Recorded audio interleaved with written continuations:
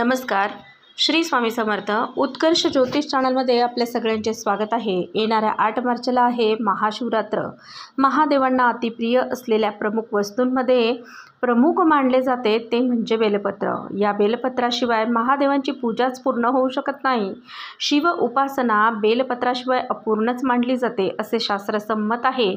बेलपत्राने होतील कामं, बेलपत्राने बनतील कामं, वाढतील आनंद, मिळेल शिवाचा आशीर्वाद. बेलाचे झाड हे अति पवित्र अशी वनस्पती मानली जाते. आसपास असलेल्या बेलाच्या झाडाने समृद्धी नांदते व मनुष्याला यश, कीर्ती आणि मानसन्मानाची प्राप्ती होते. बेलाचे झाड घराच्या अंगणात असेल तर घराला नकारात्मक ऊर्जेपासून संरक्षण मिळते. घरात नकारात्मकता जाणवत असेल किंवा वाईट शक्तींचा वास असेल तर त्यांचा परिहार होऊन कुटुंबाचं संरक्षण होतं.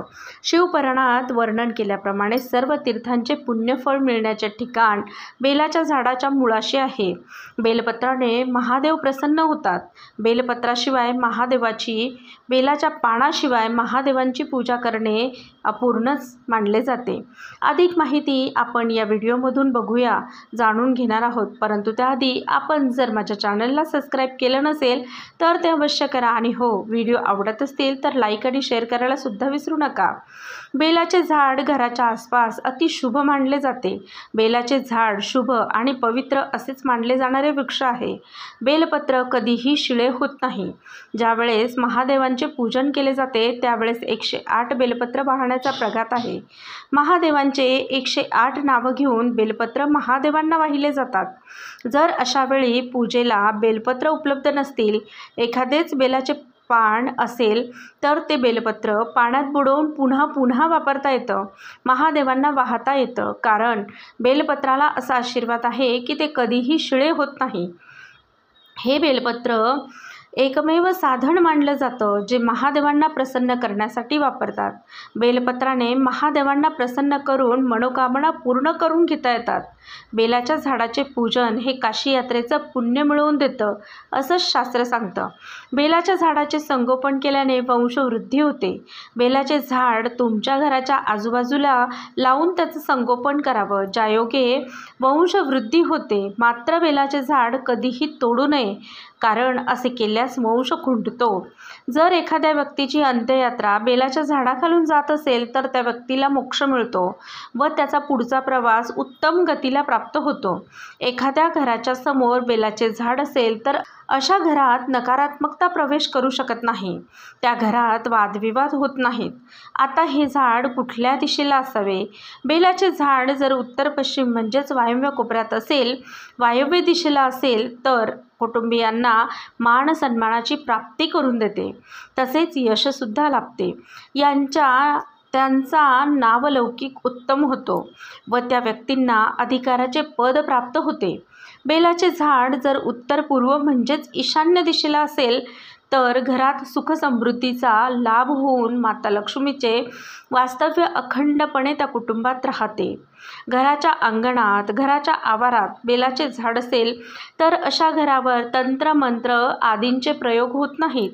घरातील व्यक्तींवर अशुभ शक्तींचा प्रभाव पडू शकत नाही.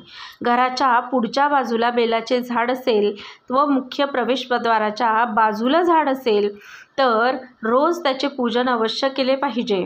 तिन्ही लोकातील पुण्यतीर्थ ज्याच्या मुळाशी आहे असे बेलाचे झाड भगवान शिवांना अतिशय प्रिय आहे. भगवान शंकरांची कृपा प्राप्त होण्यासाठी बेलाचे पान महादेवांच्या पूजेत अवश्य असावे. भगवान शिवांच्या कृपा आशीर्वादाने आरोग्यप्राप्तीसाठी बेलाचे पान महादेवांना वाहतात. महाशिवरात्रीला जर आपल्याला शक्य असेल तर बेलाचे झाड अवश्य लावू शकतात. बेलाचे पान महादेवांना वाहणे जितके महत्त्वाचे आहे तितकेच महत्त्व बेलाच्या वृक्षाचे संगोपन करणे व त्याला सुद्धा आहे. महादेवांच्या पूजनात धोत्र्याचे पान व धोत्र्याचे फळ याचा विशेष समावेश केला जातो. शिवपुराणानुसार देवाला म्हणजेच शिवाला धोत्रा ही वनस्पती अतिशय प्रिय आहे. धोत्र्याचे फळ, पान अतिशय औषधी वनस्पती मानतात. त्यामुळे भगवान शिव प्रसन्न होऊन कृपा आशीर्वाद प्रदान करतात. भगवान शिवांना भांगेचे पान देखील प्रिय आहेत, म्हणून त्यांच्या पूजनात या पानांचा देखील समावेश केला जातो. समुद्र मंथनाच्या वेळी जे विष मंथनातून निघालं ते भगवान शिवांनी प्राशन केलं. त्यावेळी उपचार म्हणून भांगेच्या पानांचा वापर केला गेला असा उल्लेख पुराणात दिसून येतो. म्हणूनच या पानांचं महत्त्व पूजनात अतिशय मौल्यवान आहे. यासोबतच भगवान शिवांना अशोक, कदंब, आघाडा, ब्राह्मी, कण्हेर, आवळी आदी झाडांची पानंसुद्धा शिवपूजनात वापरली जातात किंवा शिवांना वाहतात. महाशिवरात्रीला संकल्प करून मगाशी सांगितल्याप्रमाणे एक बेलाचे झाड लावायला हरकत नाही. शिवशंकरांना प्रसन्न करून घेण्यासाठी त्यांना महाशिवरात्रीच्या दिवशी अभिषेक केला जातो. या अभिषेकासाठी गंगाजलाचा वापर केला जातो. सोबतच दूध, विविध रसांचाही वापर केला जातो. दुधाचा वापर करताना एक गोष्ट कायम लक्षात ठेवावी.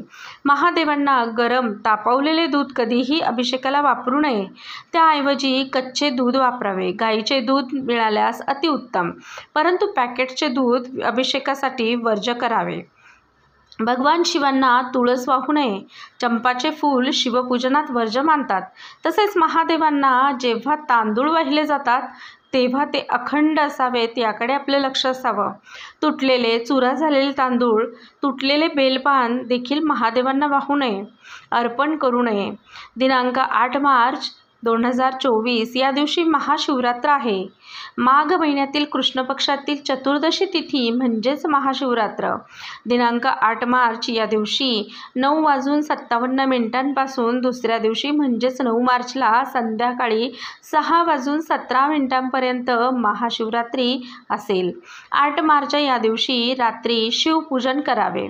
शिवलिंगावर काय अर्पण करावे ज्यायोगे सुखसमृद्धी लाभते व आरोग्याची प्राप्ती होते. धर्मशास्त्रानुसार पंचामृत अर्पण करावं. पंचामृत म्हणजेच दूध, दही, तूप, साखर आणि मध यांचे मिश्रण. महाशिवरात्रीला भगवान शिवांना पंचामृत अर्पण केल्याने उत्तम आरोग्य लाभते. जे कोणी भक्त महाशिवरात्रीला महादेवांचे पूजन अर्चा करतात त्यांची सर्व दुःख महादेव दूर करतात. भक्तिभावाने केलेलं महादेवांचं पूजन भोलेनाथांची कृपाप्राप्ती करवून देतात. धन्यवाद. श्री स्वामी समर्थ.